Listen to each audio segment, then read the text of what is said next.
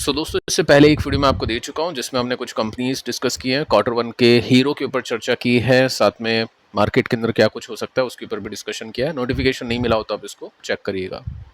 आज का मार्केट भी दोस्तों कल के मार्केट की तरह अच्छा था, और आज के मार्केट के अंदर भी कुछ जो कंपनीज हैं उनके स्टॉक्स में कुछ अच्छे पैटर्न्स बने हैं, कुछ अच्छे इंडिकेशंस मिले हैं, कुछ रिवर्सल्स हैं, कुछ ट्रैप है, उनको चेक कर लेते हैं। तो फर्स्ट कंपनी गोदरेज इंडस्ट्रीज 16% का जंप है, 16% की तेजी है।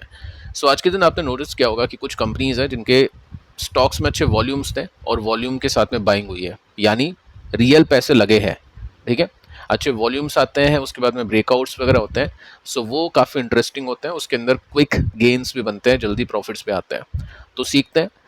सबसे पहले हम वॉल्यूम को देख लेते हैं। तो आज का वॉल्यूम आप देख सकते हैं 26 लाख समथिंग कुछ था, उससे पहले 1 लाख समथिंग के आसपास का वॉल्यूम था।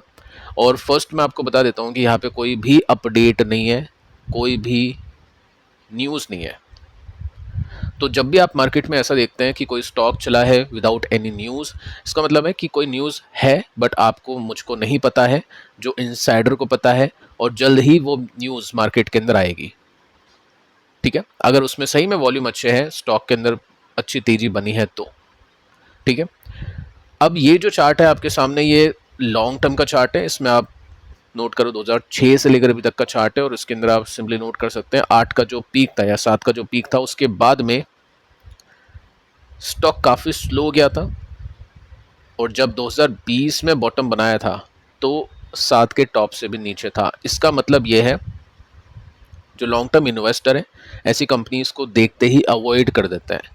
मैं ऐसे नहीं कह रहा हूँ कि यहाँ पे तेज़ी नहीं बनेगी, हो सकता है ये कंपनी अच्छा कर दे, लेकिन जो सक्सेस रेट है वो काफ़ी कम होती है ऐसी कंपनीज में, और कन्विक्शन जहाँ पे काफ़ी कम होगा तो होल्ड करना काफ़ी डिफ़िकल्ट हो जाता है। वैसे में साथ में आगे चलते हैं, उसके बाद में तेज़ी आती है, स्टॉक ऊपर जाता है, प्लस ब्रेकआउट भी आपको देखने पड़ेंगे, क्योंकि यहाँ पे जब एक ब्रेकआउट हुआ था तो बढ़िया तेज़ी बनी, कुछ टाइम तक स्टॉक ने अच्छा परफॉर्म किया।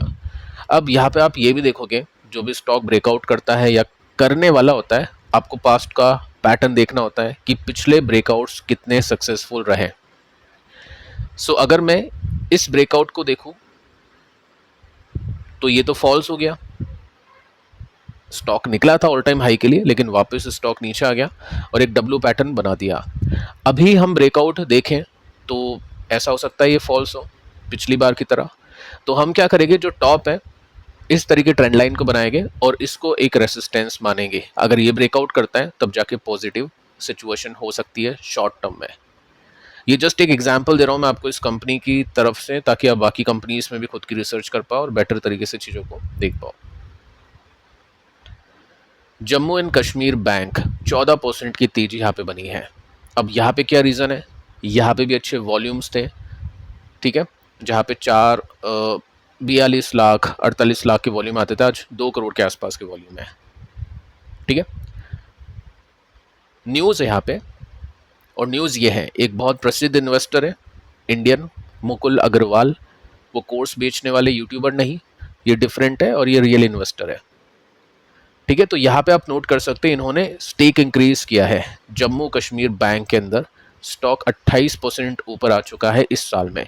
अब क्या रीज़न बना होगा स्टॉक के अंदर बाइंग करने का, या फिर जो स्टेक है उसको रेज करने का, यानी ओवर बाइंग करने का, जितना भी इनके पास में था उसके ऊपर। यहाँ पे आप देख सकते हैं कंपनी का मार्केट कैप 21,000 करोड़ का है।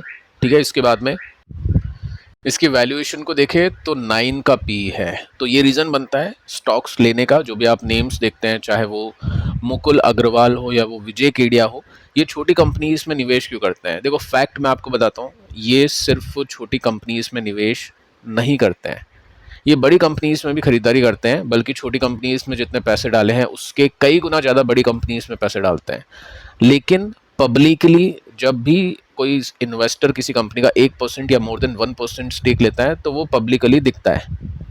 अब 21,000 करोड़ की कंपनी का 1% कितना होता है, और 3 लाख 2-3 लाख 4-5 लाख करोड़ की जो कंपनी है उसका 1% कितना होता है, बहुत डिफरेंस होता है। ठीक है, तो उनमें भी स्टेक होता है, बट इतनी बड़ी अमाउंट हो जाती है, इतना बड़ा मार्केट कैप हो जाता है, तो वो दिखता नहीं है। तो आपको ऐसा लगता होगा कि ये जो इन्वेस्टर्स है वो छोटी कंपनीज में निवेश करते हैं, तो वो गलत फहमी है, ऐसा मत समझना। अब ये इन्वेस्टर्स है वैल्यू बाइंग करते हैं, इनके पास में इनसाइडर न्यूज़ भी होती हैं, ये कंपनी के प्रमोटर सीईओ से भी बातचीत करते हैं, तो वो भी चीज़ आपको ध्यान में रखनी है। तो अभी हम क्या करेंगे, हमारे पास में जो डेटा है उसको चेक करते हैं कि कैसे कंपनी काम कर रही है, प्रॉफिट किस तरह से ग्रो कर रहा है। तो प्रॉफिट ग्रो कर रहा है, ठीक है, अच्छा पेस है, कोई दिक्कत नहीं है। वैल्यूएशन 9 की है। सरकारी बैंक्स वैसे भी अच्छा कर रहा है अभी के समय वैल्यूएशन के हिसाब से और एनपीए के हिसाब से, यानी पैसा नहीं डुबा रहे, ये अच्छी बात है। साथ में हम एफ का स्टेक देखें तो पिछले 3 क्वार्टर में एफ ने भी अपने स्टेक को इंक्रीज़ किया है, which is very good. Plus D की बात करें तो डी ने भी यहाँ पे पैसे डाले हैं, तो ये प्लस पॉइंट यहाँ पे हो जाता है। यानी ये जो कंपनी है ये कंसीडर की जा सकती है, ये स्टॉक कंसीडर किया जा सकता है। फर्स्ट, बड़े इन्वेस्टर ने पैसे लगाए हैं।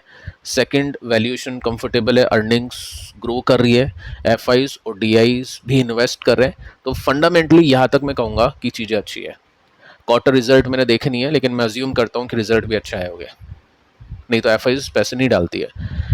अब देखो यहाँ पे क्या है, यहाँ पे भी वही सिचुएशन है जो पिछले स्टॉक में हमने देखी, मल्टी ईयर ब्रेकआउट, लेकिन ये ज़्यादा कन्विक्शनल लगता है चार्ट और डेटा गोदरेज के कंपैरिजन में, ठीक है। अब यहाँ पे हुआ क्या है, 2014 में हाई बना था, उसके बाद में तेजी आई थी, ठीक है। तेजी नहीं आई है, ऑब्वियसली गिरावट आई थी, यहाँ पे चार्ट में देख सकते हैं। इससे पहले अगर मैं एक ब्रेकआउट आपको दिखाऊं तो ब्रेकआउट के बाद में अच्छी तेजी बनी, उससे पहले के भी ब्रेकआउट्स देखे तो यहाँ पे ब्रेकआउट्स फेक नहीं थे, रियल थे। अब ये जो मल्टी ईयर ब्रेकआउट बना है, जब भी कोई मल्टी ईयर ब्रेकआउट निकलता है तो स्टॉक में अच्छी तेजी आती है। देखो बाद में गिरेगा नहीं गिरेगा वो पता नहीं है। अभी आपने जितने भी ब्रेकआउट्स देखे होंगे मल्टी ईयर के, 10 में से 8 स्टॉक्स चले हैं, चाहे वो ऑटो कंपनीज हो या फिर कुछ और सेक्टर हो, स्टॉक्स चले हैं। सो यहाँ पे अभी तक ब्रेकआउट दिया नहीं है, लेकिन ये ब्रेकआउट आ जाता है तो चांसेस हाई है कि स्टॉक अच्छा करे। तो ये ट्रैक कर सकते हैं टेक्निकली, फंडामेंटली चीज़ें यहाँ पे ठीक है। अब आते हैं एक और कंपनी के ऊपर जिसका नाम है जेंसा टेक, 13% की तेजी, ठीक है। नंबर्स कैसे गए, नंबर्स ठीक आ रहे हैं बट स्टॉक नहीं चल रहा है। अब देखो ये बहुत कंपनी इसमें होगा, सेनको गोल्ड के अंदर भी क्वेश्चन आते हैं कि सर नंबर्स अच्छे आ रहे हैं, स्टॉक क्यों नहीं चलता है। कारण मुझे नहीं पता है और मुझे नहीं पता है, और डेटा सबके सामने सबके लिए सेम है, तो किसी को भी नहीं पता है। पब्लिकली डेटा अगर हम देखें तो हो सकता है इनसाइडर को या जो भी इन्वेस्टर है उनको ज़्यादा पता है हमसे, और कुछ ऐसा हो जो हमको नहीं पता है और वो नेगेटिव है, ठीक है।